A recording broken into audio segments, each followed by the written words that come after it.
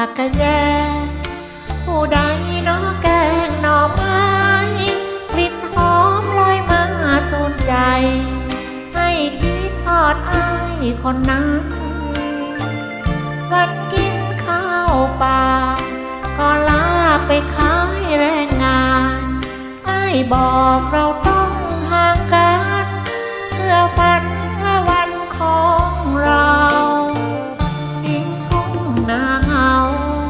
ทินหาที่เฮาปลูกฝันส่องอ้ายขึ้นรถนำพันห่างบ้านอย่าลืมคำเว้าสู่ดงสายเดียวอย่าเที่ยวลืมสายใจเราต้องอยู่สู่ฝนทนหนาวเฝ้าคอยอ้ายมาเคียงข้างเห็นนกสร้างรังก็หวังเห็นอ้ายสร้างตัวมองหน้ายามฟ้ามืดมัวน้องกลัวใจอ้ายหลงทางกลัวสาวแทรกซึมจนลืมน้องผู้อยู่หลังกราบพระขอพรทุกอย่าง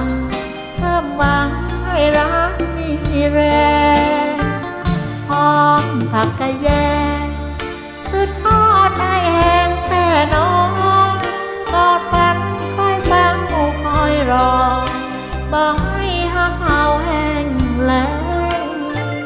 สู่งานเด้ออายน้องคอยส่งมัดส่งแหงกลับมาให้หอมแก้มแดงน้องจะแกงหน่อไม้คอยรอ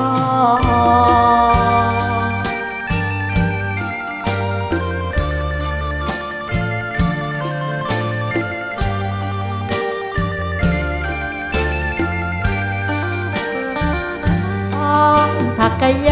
งสุดทอดไอแห้งแท่น้องกอดฝันคอยเฝ้าคอยรอบอกให้หักเฮาแห้งแล้งสู่งานเจออาย